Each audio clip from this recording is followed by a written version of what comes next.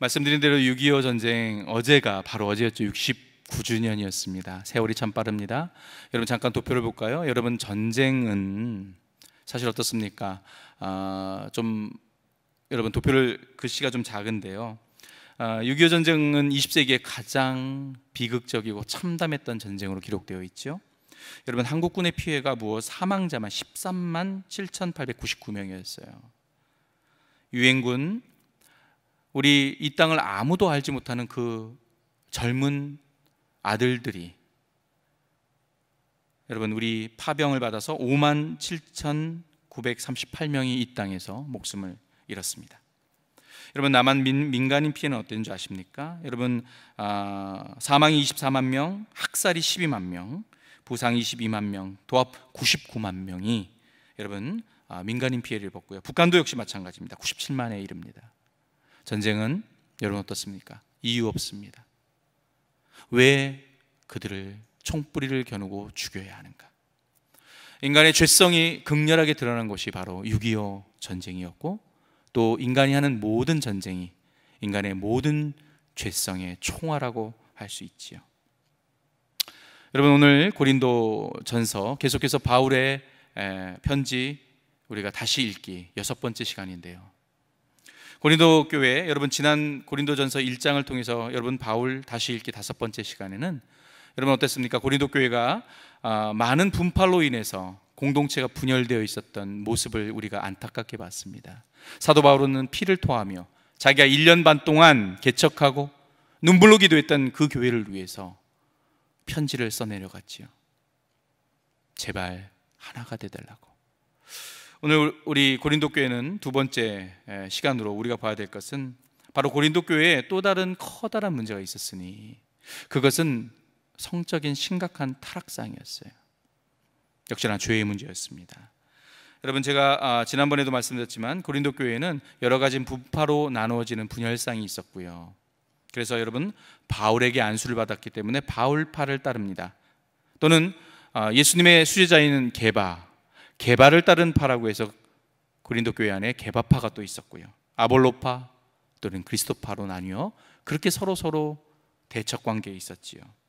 그런데 오늘 여러분 고린도 전서 5장을 보게 되면 안타깝게도 이 교회 안에는 정말로 성적인 부분에 있어서 심각한 타락상이 말씀드린 대로 보이고 있어요.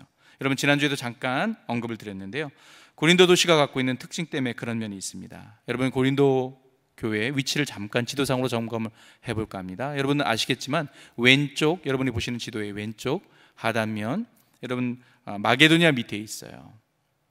여러분 도시의 위치가 어떻습니까? 지정학적으로 아시아와 유럽을 관통하는 지역에 있고요. 지중해와 유럽을 또한 북아프리카를 지나가는 지역에 있습니다. 소위 말해서 사통팔달한 곳이기 때문에 여러분 어쩌죠? 수많은 배와 선박과 그리고 인구가 모이는 곳이었죠. 당시에 여러분 주후 50년경에 이 고린도 교회는 이미 30만이 넘는 거대한 도시로 성장하고 있었어요. 그러다 보니까 어떻습니까? 안타깝게도 이 교회는 항구 도시였어요. 언제나 선원들이 들끓고 향락 산업이 그렇게 번창했어요. 그리고 고린도 교회 상당수는 노예계급이었고 도덕적인 수준도 낮았습니다. 더군다나 지난번에도 말씀드렸지만 그곳에는 아데미 여신을 섬기는 성전이 있었는데 여러분 기억하십니까? 그 성전에서 종사하는 바로 여사도 거의 1000여 명이 참 입으로도 담기도 참 민망할 정도로 제사를 지내기에 음행을 그곳에서 하는 역할을 감당해야 했던 거죠. 그래서 여러분 어떻습니까? 이 고린도 도시 물질적으로 풍족했고 수많은 사람이 모이는 곳에 여러분 성적으로 매우 타락한 모습, 대표적으로 어떤 단어까지 생겨났는지 말씀드렸습니다. 고린도인 행세를 한다 하면 여러분 절대 좋은 말이 아니었습니다. 성적으로 문란하게 됐다라는 뜻이죠. 헬라어로 고린티 아즈마이라는 단어를 썼는데 성적으로 문란해졌다라는 말을 고린도인 행사한다라고 그렇게 비아냥 거였습니다. 여러분 고린도 소녀 하면 뭐라고 했었습니까? 몸을 파는 여인을 고린도 소녀라고 부를 정도였으니 여러분 당시에 고린도 교회의 이 죄상 성적인 타락상이 얼마나 심각했는지를 여러분 알 수 있습니다. 더군다나 특별히 고린도 교회가 이렇게 큰 죄악상으로 떨어지게 된 데는 특별히 그 헬레니즘 문화적인 영향도 컸어요. 특별히 그 시대에는 영지주의라는 여러분 이단 사상이 팽배해져 있었거든요. 여러분 영지주의 들어보셨을 겁니다. 영지주의. 자, 이 영지주의는 영과 육을 정확하게 분리합니다. 영적인 것은 영혼은 선한 것이고요, 반대로 육은 어떻습니까? 물질적인 것은 악하다. 그리고 영혼은 구원을 받습니다. 믿음이 아닌 지식으로. 그러나 육신은 쾌락을 추구해도 상관이 없다라는 그런 영육 이원론으로 더욱더 고린도 도시와 교회를 참 문란한 성적의 타락상으로 이끄는 데 있어서 일조를 하게 됩니다. 여러분 얼마나 심했으면 오늘 5장 1절에 사도 바울은 정말 통한의 눈물로 그 참상을 보고하고 있습니다. 우리 1절 말씀 한번 같이 볼까요? 얼마나 참혹했는지 같이 읽겠습니다. 시작. 너희 중에 심지어 음행이 있다함을 들으니 그런 음행은 이방인 중에서도 없는 것이라. 누가 그 아버지의 아내를 취하였다는도다. 사도 바울은 눈물을 쏟았습니다. 어떻게 세상에도 있을 수 없는 일이 교회 안에 자행될까? 그것은 다름 아니라 근친상간의 죄가 버젓이 교회 안에서 이루어지고 있었던 것이지요. 어느덧 고린도 교회는 고린도 도시와 마찬가지로 심각한 죄로 물들어 있었습니다. 자, 그렇다면 여러분, 이러한 성적인 타락의 문제가 여러분 어떻습니까? 질문을 던집니다. 당시 고린도 교회만의 문제였을까요? 특수한 고린도 도시만의 문제로 그렇게 홍역을 앓고 있었을까요? 여러분 그렇지 않습니다. 인간의 죄성은 시대가 변했지만 변함이 없습니다. 그리고 역사는 또 오늘도 반복되고 있습니다. 여러분 거대 도시 고린도 도시의 어두운 민낯은 안타깝게도 오늘 우리가 매일매일 접하게 되는 신문지상의 뉴스에 일면을 장식하고 있지는 않습니까? 거대 도시 서울. 여러분 우리는 오늘도 연예인들과 특권 계층의 성접대 의혹이 아닌 안타깝게도 공공연한 사실로 드러나는 뉴스들을 보고 있습니다. 여러분 이것은 비단 연예인과 특수한 권력층에만 국한된 것일까요? 그렇지 않습니다. 성적인 문란함과 또 질서가 없고 무너진 것은 일반 우리 국민들의 삶 가운데도 그대로 드러나고 있습니다. 여러분 한번 도표를 잠깐 좀 보셨으면 합니다. 우리 남자들 20대 30대 남자들에게 나쁘끄러운 질문을 좀 던졌어요. 그래서 나름 아니라 성매매에 대해서 질문을 던졌는데 첫 번째 질문이 이거였습니다. 돈을 주고 성매매를 해본 경험이 있습니까? 라는 질문에 대해서 54.7%가 안타깝게도 그렇다라고 젊은 우리 아들들이 대답을 했어요. 여러분 생각할 땐 그렇대요. 내 주위에는 그런 사람을 본 적이 없는데, 우리 아들들은 아닌데. 여러분 우리는 그래도 교회 안에서 믿음 안에서 그래도 성장한 우리 자녀들이 그럼에도 불구하고 이 죄악상에서 많이 떨어져 있음을 기억하셨으면 하지만 세상적으로 참으로 참혹한 수지입니다. 첫 번째 성매매를 하게 된 경험 계기가 어떤 것이었습니까? 라고 물었을 때 술을 마시다가 친구 또는 선후배와 함께 하는 경우가 많다라는 대답이 68%가 됐고요. 군 입대 과정에서 또는 생일 등에 기념하고자 할 때 성매매를 하는 경우가 있다라는 대답도 있었습니다. 자, 그리고 여러분 미국의 나름 유명한 암시장 전문 업체인 하버스코프닷컴이라는 곳에서 2015년도 발표한 좀 부끄러운 자료가 있습니다. 여러분 밑에 잠깐 보실까요? 헤드라인 뉴스가 이렇게 올렸는데요. 한국 성매매 시장의 최대 37조 원이 된다고 했고요. 그리고 이 성매매 시장이 한국이 세계 6위라는 참으로 부끄러운 보고를 하고 있습니다.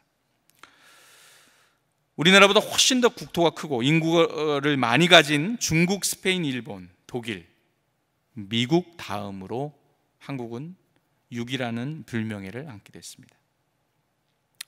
한국여성정책연구원 조사한 보고서에 따르면 일반 남성 1,050명을 대상으로 평생 동안 한 번이라도 말씀드린 대로 성매매 경험이 있는가에 대한 조사에 대한 답변 그렇다고 한 것도 여러분 50.7%에 달하고 있는 실상인 것이지요. 고린도 교회는, 고린도 도시는 바로 오늘 우리 서울 한복판에도 그대로 존재하고 있는 것입니다. 사랑하는 우리 홍성가족 여러분, 자, 그렇다면 오늘 이 시대에도 우리에게는 사도 바울의 편지가 또 필요합니다. 성경을 통해서만 볼 이 편지의 내용이 오늘 이 시대를 살아가는 우리에게도 정말로 다시 한번 눈물을 쏟으며 통환을 하면서 다시 펴들어야 될 것입니다. 자, 오늘 성적인 타락 그리고 죄의 문제로 심각한 고린도 교회, 그리고 이와 전혀 상관없다고 할 수 없는 오늘 우리 한국 교회, 우리는 냉철하게 회개하며 다시 바울의 편지를 읽어야 할 것입니다. 바울 다시 읽기 6번째 시간, 교회는 죄의 문제를 어떻게 다루어야 할까요? 그 첫 번째는 죄와 여러분 타협하지 말고 단호하게 대처해야 한다는 것입니다. 한번 같이 읽어보겠습니다. 시작. 죄와 타협하지 말고. 그렇습니다. 고린도 교회의 문제는 교회 내 심각할 정도의 성적인 타락이 자행되고 있다는 것도 문제지만 더 큰 문제는 뭐였냐면요, 교회가 이렇게 심각한 문제에 대해서 미온적인 자세를 취하고 있다는 것이 사도 바울로서는 더욱더 정말로 분개할 수밖에 없던 일이었습니다. 본문 2절을 우리 한번 같이 읽어보겠습니다. 시작. 그리하고도 너희가 오히려 교만하여져서 어찌하여 통한이 여기지 아니하고 그 일 행한 자를 너희 중에서 쫓아내지 아니하였느냐. 왜 어찌하여 그렇게 심각한 근친상간을 한 성도를 왜 고린도 교인들이여 가만 두시나이까. 그렇습니다. 교회 안에 자행되고 있는 악에 대해서 교회가 관대한 태도를 보이고 이를 용납해 주고 있다는 점이 고린도 교회에 있어서는 오히려 더욱더 심각한 문제임을 사도 바울은 꼭 집어서 얘기하고 있지요. 근친상간과 같은 배륜적인 범죄 행위가 있는 교인들에 대한 관대한 태도는 어떻게 될까요? 결국 거룩하게 구분되어야 될 영적 공동체가 심각한 악영향을 초래하게 되고 순식간에 교회 공동체가 잠식해 들어갈 수 있다는 것을 사도 바울은 경고하고 있습니다. 여러분, 본문 6절 사도 바울 뭐라고 말하고 있는지 한번 같이 또 읽어보겠습니다. 시작. 너희가 자랑하는 것이 옳지 아니하는도다. 적은 누룩이 온 덩어리에 퍼지는 것을 알지 못하느냐. 적은 누룩이 온 덩어리에 퍼지는 것을 왜 고린도 교인들이여 알지 못합니까? 여러분, 여기서 적은 누룩은 뭡니까? 바로 인간의 죄를 비유합니다. 적은 누룩. 이 자리에 계신 우리 가정주부들은 아마 아실 겁니다. 누룩, 우리가 빵을 또는 누룩을, 곰팡이를 만들 때 적은 누룩을 집어넣으면 삽시간에 바로 발효가 돼서 곰팡이가 퍼져나가죠. 누룩 곰팡이가. 또 이스트도 효모도 마찬가지 아닙니까? 빵을 만들 때 적은 양을 넣어도 금방 부풀어 오르고 거품이 일어나며 빵이 효모에 의해서 다 전파되게 되어 있죠. 사도 바울은 그것을 비유로 말하고 있어요.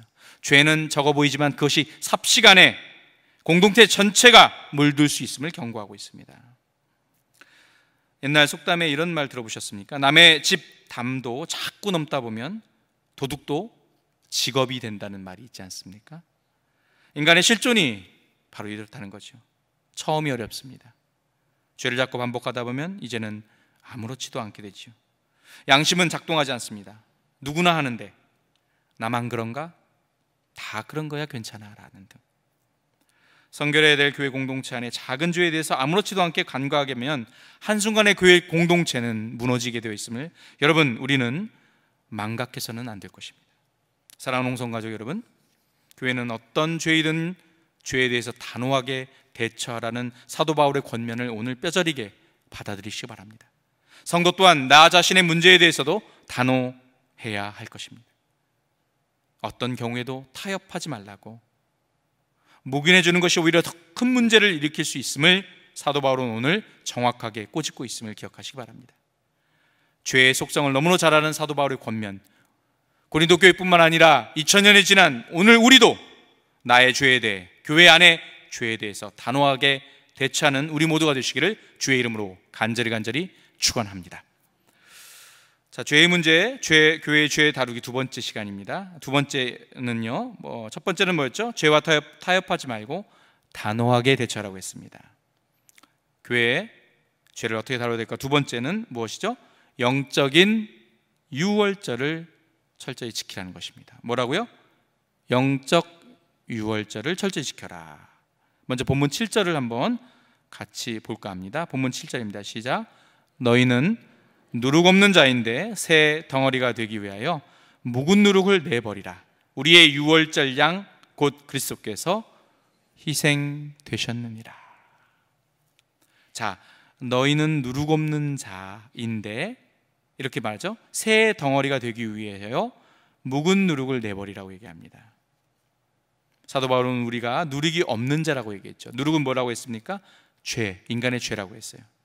죄가 없는 자라고 분명히 얘기합니다. 여러분, 이것은 무슨 말입니까? 우리는 이미 죄의 문제를 해결받았다고 얘기를 하는 것이죠. 왜 그렇습니까? 그것은 다름 아니라 바로 예수 그리스도의 십자가의 피로 씻김을 받았기 때문이지요. 예수 그리스도의 십자가의 죽으심으로 우리의 죄를 대신해서 속량받았기 때문에 본질적으로 우리는 이제 깨끗해진 바로 누룩 없는 덩어리라고 얘기합니다. 여러분 기억하십니까? 고린도후서 5장 17절에도 사도 바울은 그래서 뭐라고 표현하고 있죠? 같이 읽겠습니다. 시작. 그런즉 누구든지 그리스도 안에 있으면 새로운 피조물이라. 이전 것은 지나갔으니 보라 새 것이 되었다. 여러분, 우리는 새로운 피조물이라고 얘기합니다. 누룩이 이미 없는 깨끗한 무교병과 같은 그러한 상태가 됐다고 얘기하죠. 새로운 피조물. 우리 옆 사람 보고 한번 인사할까요? 당신은 새로운 피조물입니다 라고 한번 인사하겠습니다. 당신은 새로운 피조물입니다. 여러분, 무교병을 출애굽 당시에 누룩을 집어넣고 발효를 시킬 수 있는 시간이 없었어요. 죽음의 그림자가 다가올 때 애굽을 빨리 빠져나와야 됐죠. 그것을 기념하는 것이 바로 여러분 기억하십니까? 유월절이었어요.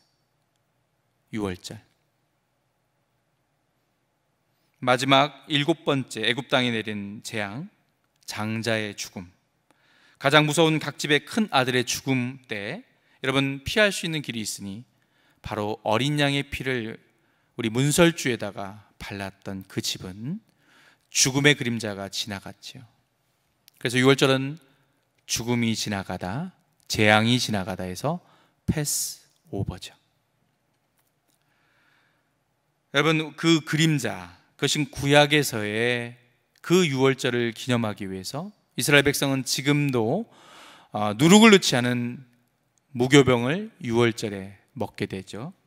자, 한번 도표를 보실까요? 그림을 보시면 애굽 종살이에서 해방됐던 것, 바로 그것이 6월절의 원래 그림자입니다. 그러나 그 실체는 뭡니까?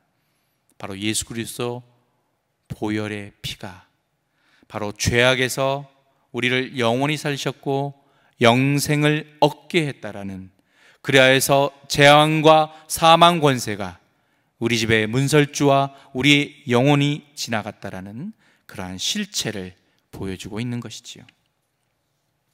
그런데 이 6월절, 그냥 6월절이 아니라 이스라엘의 절기를 우리는 오늘 지키는 것이 아니라 말씀드린 대로 영적인 6월절을 지키라고 권면합니다. 영적인 6월절. 본문 8절 한번 확인해 볼까 합니다. 같이 읽겠습니다. 시작. 이러므로 우리가 명절을 지키되 묵은 누룩으로 말고 악하고 악의에 찬 누룩으로 말고 누룩이 없이 오직 순전함과 진실함의 떡으로 하자. 사도 바울이 말하는 것은 무교병으로 6월절을 기념하는 것이 아니라 이제는 진정한 신약의 시대에 언약의 성취가 된 이 시대에 누룩이 없는 순전함과 진실한 떡으로 영적 6월절을 지키라고 권면합니다. 우리가 지켜야 될 6월절, 영적인 6월절은 무교병이 아니라 인간의 죄가 깨끗하게 제거되고 그리고 어떻게든 거룩해지려고 노력하는 나의 순전함과 진실함이 담겨져 있는 매일의 삶을 떡으로 준비하여 나가라고 권면하고 있는 것입니다. 죄가 없는 순전함과 진실된 매일의 삶이 우리가 영적인 유월절에 들고 나갈 바로 제물인 것입니다.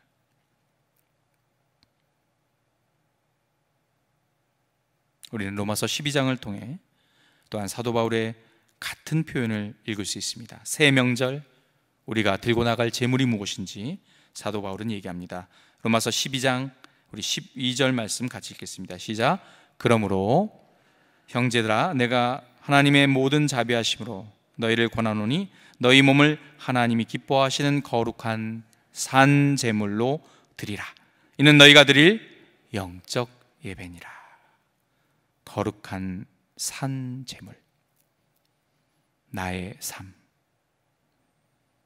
나의 거룩하고자 하는 나의 몸부림을 바로 하나님께 드리라고 얘기를 합니다. 사랑하는 홍성가족 여러분, 성경적인 가치관이 완전히 전복된 이 세상과 그리고 세상에 물든 교회, 여러분 우리가 준비해야 될 것은 죄로부터 오염되지 않은 참다운 무교병을 준비하셔야 할 것입니다. 그것은 바로 거룩하게 구분된 매일의 삶이라는 무교병인 것인 겁니다. 이것이 바로 우리가 회복해야 될 거룩한 영적인 유월절임을 믿으시고 여러분의 매일의 삶이 누르게 오염되지 않는 순전하고 진실된 떡이 다 되시기를 주의 이름으로 간절히 축원합니다. 마지막 우리 교회 죄 다루기 세 번째로 우리가 바울의 편지를 통해서 다시 읽습니다. 우리는 무엇을 또한 교훈으로 받아야 될까요? 마지막 세 번째는 바로 이것입니다. 교회는 세상과 바른 관계를 가져야 한다는 사실입니다. 자, 뭐라고요? 다시 한번 읽겠습니다. 시작. 교회는 세상과 바른 관계를 가져야 합니다. 무슨 말일까요? 우리는 당시 고린도 교회가 처해져 있던 고린도 도시의 죄악상과 그리고 한국 교회가 처해 있는 이 거대 도시의 죄에 얼룩진 이 도시 속에서 우리의 어떤 태도를 가져야 할까요? 교회와 세상. 여러분 우리는 세상과 교회를 한쪽으로만 치우쳐서 살 수가 없습니다. 세상을 완전히 도외시하고 살 수도 없어요.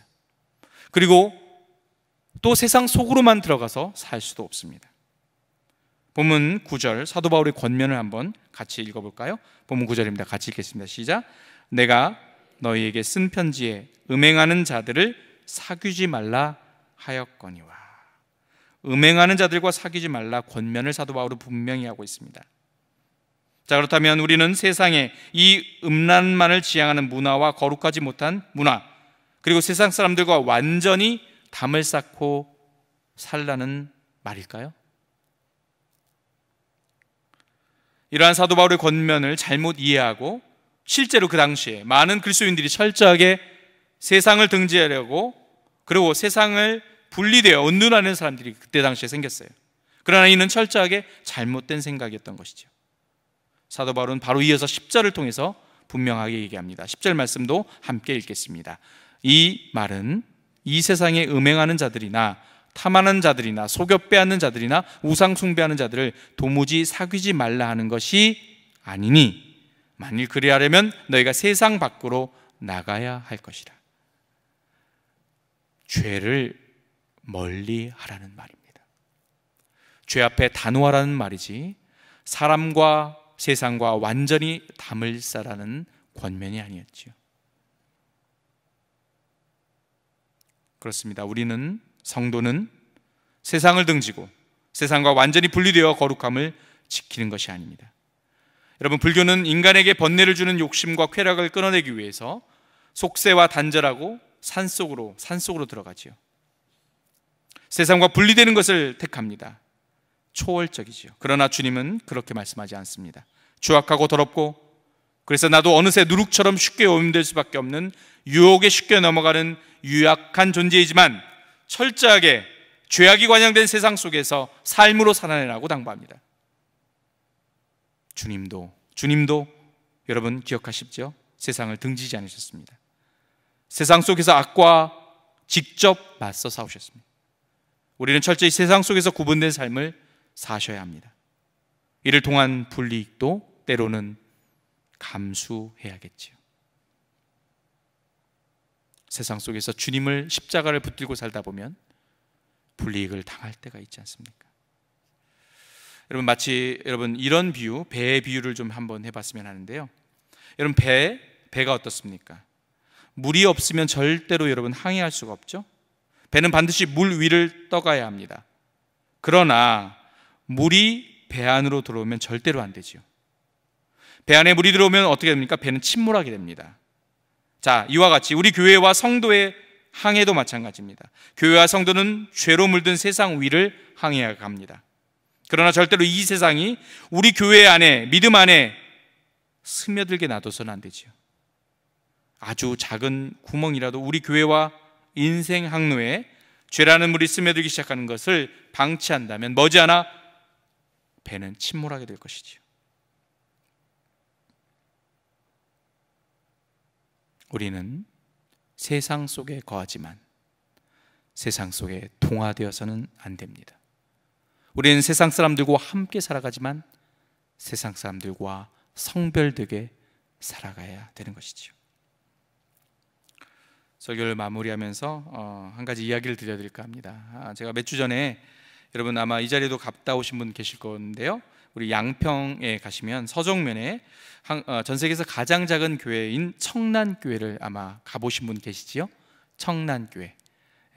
그 파란색 계란 모양으로 되어 있는 한 20-30명밖에 들어가지 않는 작은 교회지요. 이 청란교회 뒷산에 가면 여러분 혹시 가보셨나요? 우리 송기름 목사님께서 주기도문과 함께하는 산책 코스를 이렇게 조성해 놓으셨습니다. 저희가 입구이지요. 주기도문 산책 코스, 약 2.1km 정도 되는 거리를 주기도문을 한 절씩 외우면서, 그리고 그 속에 담겨져 있는 묵상을 하면서 그렇게 순례자의 길을 1시간 반 동안 갈 수 있도록 만들어 놓은 길입니다. 하늘에 계신 우리 아버지를 처음으로 같이 읽고 그 속에서 하나님께서 주시는 임재의 그 기쁨을 나누면서 다음 발걸음으로 이동하지요. 그런데 두 번째 코스가, 두 번째 스토리가 있었던 것이 바로 여러분 아시겠지만 이름이 거룩히 여김을 받으시오며 였습니다. 그 단계에서 장소를 이동했는데 갑자기 산 중턱에 커다란 배 하나가 떡하니 있었던 거예요. 자, 바로 저 배입니다. 그곳에 이름이 거룩히 여김을 받으시오며 야의 스토리에 해당하는 바로 배가 등장했지요. 근데 배를 보면 여러분 가만히 보시면 배의 옆면에 글로 영어가 쓰여져 있지 않습니까? 멀리서 잘 안 보일 텐데요. 자, 오른쪽을 좀 확대해서 우리 간사님 보시면 뭐라고 써 있습니까? 쉽디프라고 써 있어요. 쉽디프. 쉽게 얘기해서 뭡니까? 배 도둑입니다. 배도둑. 배도둑입니다. 자, 그리고 반대편을 보니까 또 ST라고 써 있어요. 쉽디프의 약자 ST였어요. 자, 무엇이 거룩함인가라는 주제로 하나의 스토리를 이곳에서 들려줍니다. 두 형제가 있었다고 합니다. 자, 갑자기 산중턱에 왜 배가 있었냐면 이 배는 아니었겠지만요, 배를 훔치려던 형제 둘은 마을 사람들에게 적발되고 말지요. 분개한 마을 주민들, 형제를 가만 내버려두면 안 된다고 모두가 입을 모았고 성토했습니다.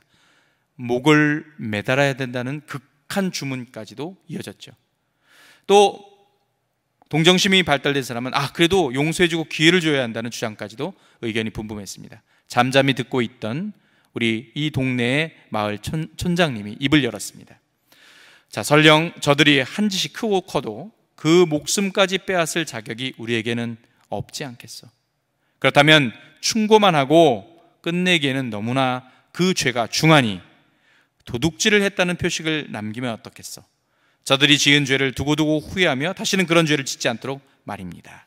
그렇게 해서 두 형제 여러분 이마에 ST라고 낙인을 찍었습니다. ST는 뭐죠? Sheep thief, 배 도둑이라는 약자였지요. 사람들이 볼 때마다 배 도둑이라고 수군거렸어요. 이마에 깊이 새겨진 이 스티그마, 낙인은 절대로 지워지지 않았어요. 수치심을 견디기 어려웠던 형은 어느 날 밤 마침내 도저히 이 수치심을 이기지 못하고 야밤에 도주를 합니다. 하지만 어딜 가도 버릴 수 없는 이 이마의 ST를 따라다니며 사람들을 만날 때마다 궁금했죠. 당신 이마에 있는 그 ST는 무슨 뜻이요? 형은 사람의 눈을 피해 피해 숨어 다녔습니다. 마음은 편할 수가 없었습니다. 괴로움과 회한이 그의 마음을 짓눌렀고 밤마다 악몽을 꾸었습니다. 하지만 동생은 어디를 가도 죄를 피할 수 없다는 생각에 죄값을 달게 받기로 결심을 했죠. 회개하고 또 돌이켰습니다. 사람들의 수군거림과 손가락질도 묵묵히 자기의 일만을 해냈지요. 시간은 그렇게 변함없이 흘러갔습니다. 이 사건도 점점 사람들의 뇌리 속에서 멀어져 갔어요. 동생은 하루하루를 참여하는 심정으로 살아갔고, 또 마을에서 굳은 일이 있다면 정말로 참여하는 심정으로 무슨 일이 있어도 먼저 뛰어가서 일을 감당했습니다. 그리고 자신의 일에 열중했습니다. 사람들은 동생의 모습에 조금씩 칭찬하기 시작했어요. 어느덧 이제 마을 사람들도 경계를 풀고 스스럼 없이 다가오기 시작했습니다. 도움을 청할 때면 그는 성심성의껏 도왔고요. 그러던 이제 이 동생도 10년, 15년, 20년이 지나며 이제 나이가 지긋하게 먹은 할아버지로, 노인으로 변해갔습니다. 이마에 에스티는 그대로 남아있지만 쭈글쭈글한 주름으로 인해서 에스티의 글자가 이렇게 희미해져 가게 됐죠. 그러던 어느 날 한 나그네가 이 마을을 지나다가 이 한 노인의 이마를 바라보게 됐고요, 에스티라고 써있는 그 이마의 글자를 바라보고 동네 사람들에게 물어봤어요. 아니, 저 어르신, 노인네 어른의 이마에 있는 에스티는 도대체 무슨 뜻입니까? 동네 사람들은 대답했습니다. 저분은 우리 마을의 자랑이자 우리 모두의 존경스러운 대상이랍니다. 어른들은 아이들에게 이렇게 가르친다고 합니다. 저분처럼만 살아라. 이마에 새겨진 글씨는 다름 아니라 세인트, 성자의 약자입니다라고. 쉽디프드, 배도둑에서 성자가 되기까지 이 동생은 처절한 몸부림으로 살아갔던 것이지요. 무엇이 거룩입니까? 라는 질문. 그리고 이렇게 대답을 합니다. 마무리로. 거룩은 몸부림입니다라고. 사랑하는 우리 성도 여러분, 우리는 이미 성도라고, 그렇게 성자라고 인사했습니다. 우리는 우리의 몸부림으로 세인트가 될 수는 없습니다. 그러나 이미 영적 유월절, 예수 그리스도의 보혈의 피로 우리의 몸에는 수많은 누룩이 묻어 있지만 우리는 성자임을 기억하시기 바랍니다. 그러나 우리는 어떻게 살아야 됩니까? 그러나 우리는 어떻게 살아야 합니까? 죽을 때까지 거룩을 위해 몸부림쳐야 하는 것입니다. 베드로전서 1장 15절과 16절 말씀처럼 말입니다. 같이 한번 읽겠습니다. 시작. 오직 너희를 부르신 거룩한 이처럼 너희도 모든 행실에 거룩한 자가 되라. 기록되었으되 내가 거룩하니 너희도 거룩할지어다. 내가 거룩하니 너희도 거룩할지어다. 우리는 이미 예수의 보혈의 피로 성자가 되었지만 이 죄악으로 물든 이 시대를 살아가다 보면 오늘도 또 넘어지고 또 넘어집니다. 죄를 짓지 않으려고 발버둥 치지만 나의 죄성으로 인해 내 몸에는 누룩이 번져가고 있는 것을 보게 될 것이고, 우리 공동체 안에는 죄가 관영되어, 여러분, 우리의 공동체 안에 배에 구멍이 뚫려 죄악이 어느덧 우리 공동체 안으로 스며드는 모습을 보게 될 것입니다. 그러나 우리는 오늘 몸부림치어야 합니다. 하나님의 명령에 따라 내가 거룩하니 너가 나의 자녀라면 너도 거룩해야 된단다. 이 말씀을 붙드시기 바랍니다. 사도 바울의 편지를 여러분 다시 읽읍시다. 우리 공동체는 죄에 단호해야 될 것이고, 누룩이 번져나가서 배가 침몰하는 그러한 불상사가 생기지 않도록 우리는 죄 앞에 냉철하게 대해야 될 것입니다. 그러나 사랑으로 우리의 성도들을 덮어주고 끌어안으며 죽을 때까지 함께 손을 붙잡고 거룩을 위해 몸부림치는 그런 성도다운 삶을 살아내시기를 주님의 이름으로 간절히 축원합니다. 기도하겠습니다. 사랑의 하나님, 사도 바울의 편지가 오늘도 우리를 새롭게 합니다. 고린도전서 편지 6번째 편지를 꺼내 읽을 때 고린도 교회와 고린도시, 바로 오늘날 한국 교회와 서울의 메갈로 처치의 메가폴로폴리스의 모습이 그대로 드러나 있습니다. 우리는 어떻게 이 죄의 문제를 다루어야 될지 사도 바울의 편지에 귀 기울입니다. 주여, 우리가 죄의 문제에 단호하게 하시고 성도로서 또 공동체로서 작은 구멍 하나 예의주시하며 죄의 문제가 누룩처럼 번져나가는 것을 예수의 보혈의 피를 붙들고 온전히 승리할 수 있도록 붙들어 주시옵소서. 그러나 죄의 문제로 나 스스로를 정죄하거나 남을 정죄하는 것이 아니라 예수의 보혈의 피를 붙들고 오늘도 거룩을 위해 몸부림치는 우리의 모든 홍성가족 되게 하여 주시옵소서. 감사합니다. 예수님의 이름으로 기도드립니다.